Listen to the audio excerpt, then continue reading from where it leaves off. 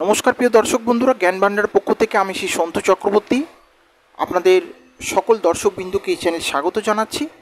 আজকে একটা খুব গুরুত্বপূর্ণ জিনিস নিয়ে আলোচনা করব যে গোময় এবং গোমূত্র এত পবিত্র কেন, এবং এনাদের অর্থাৎ এই গোময় গোমূত্র ছাড়া কোনো শাস্ত্রীয় কর্ম কিন্তু হয় না। আপনারাও এটা জানেন, যে কোনো পূজাদির ক্ষেত্রে বিবাহ, অন্নপ্রাশন, উপনয়ন, যে কোনো কর্ম এই গোমূত্র এবং গোময় ছাড়া হয় না। তার কারণটা কি, এবং এটি এত পবিত্র কি হিসেবে মান্যতা দেওয়া হয় না, ছোট্ট শাস্ত্রীয় একটি মত আছে। তো আপনাদেরকে ছোট গল্পের আকারে একটুখানি বলবো যে গোমূত্র এবং গোময়ের মধ্যে মা লক্ষ্মী দেবীর অ্যাকচুয়াল বাস। গোময়টা মা লক্ষ্মী দেবীর স্বরূপা বা তার স্থান বা তার বাস আপনারা ধরতে পারেন। তো এটার ছোট্ট গল্প আপনাদের কিভাবে বলি না, আপনারা সকলে গোয়াল ঘর নামটা শুনেছেন, যেখানে গরুর বসবাস। অর্থাৎ আমরা এই কলিযুগে গরুর বসবাসকে গোয়াল ঘর বলি।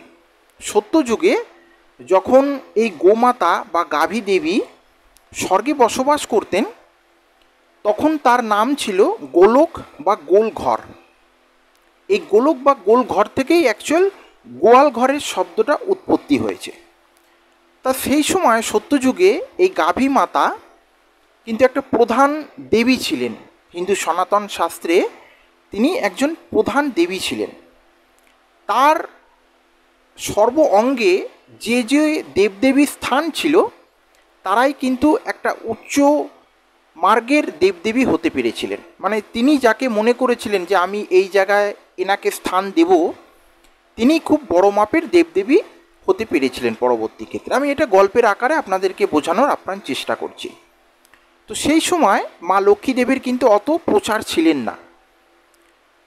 তো মা লক্ষ্মী দেবী শ্রী বিষ্ণু নারায়ণকে বললেন যে স্বামী, আমার তো সেইভাবে তিলকে এত প্রচার নেই, তো আপনি যদি কৃপা করে আমাকে একটা কিছু ব্যবস্থা করে দেন।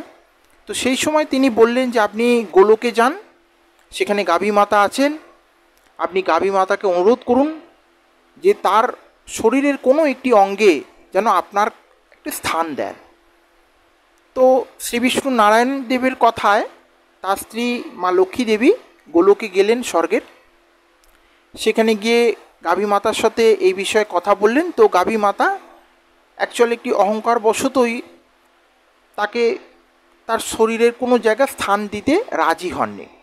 তো মা লক্ষ্মী দেবী তাকে অনেকভাবে অনুরোধ করেন যে আপনি আমাকে স্থান দিন, আপনার শ্রীবৃদ্ধি হবে, আপনার মঙ্গল হবে, নানানভাবে তাকে বোঝানোর চেষ্টা করেন।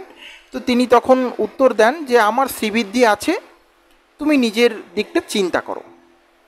তো অনেক অনুরোধ করা সত্ত্বেও গাভী মাতা যখন রাজি হলেন না, তখন তিনি শ্রী বিষ্ণু নারায়ণ কাছে ফিরে এসেন, সমস্ত কথা বললেন, এবং শ্রী বিষ্ণু নারায়ণ নারদ মুনির কাছে এই ব্যাপারটি বলে নারদ মুনিকে গাভী দেবীর কাছে পাঠালেন, এবং মা লক্ষ্মী দেবীকে সমস্ত কিছু বুঝিয়ে দিলেন যে আপনি এই এই কথা বলবেন এবং এই এই জিনিস করবেন। এবং তার কিছুক্ষণ পরে গাভী মাতার কাছে গিয়ে অনুরোধ করলেন যে আপনি যদি আপনার শরীরের কোনো অঙ্গে আমাকে স্থান না দেন, তাহলে আমাকে তো লোকে সেইভাবে মান্যতা দেবে না, আমি একটা বড় দেবী হতে পারবো না। তা আপনি যদি কৃপা করে এটি করেন, এবং আপনি যদি আমাকে অবহেলা করেন, জগৎ সংসারের সকলেই কিন্তু আমাকে অবহেলা করবে। তা গাভী দেবী শ্রী বিষ্ণু নারায়ণ দেবের কথার মানে অমান্য করতে পারেননি। তো বললেন আপনি কোথায় তাহলে স্থান চাইছেন। তো শ্রী বিষ্ণু নারায়ণ তাকে আগে থেকেই শিখিয়ে রেখেছিলেন যে, তখন মা লক্ষ্মী দেবী গাভী দেবীকে বললেন যে আপনি আমাকে পছন্দ করছেন না, আপনার কথাবার্তা শুনে আমি বুঝতে পারছি। তো আপনি আপনার যে জিনিস শরীর থেকে বেরিয়ে যাচ্ছে, আপনি আমাকে সেখানেই স্থান দিন। তো আপনার শরীর থেকে বেরিয়ে কি যাচ্ছে না, আপনার মলমূত্র। তো গোময় এবং গোমূত্র। তখন এই কথায় গাভী দেবী রাজি হলেন, এবং সেই থেকেই এই যে গোময়টা এত পবিত্র হচ্ছে, অর্থাৎ এই গোময়ের মধ্যেই মা লক্ষ্মী দেবীর বাস।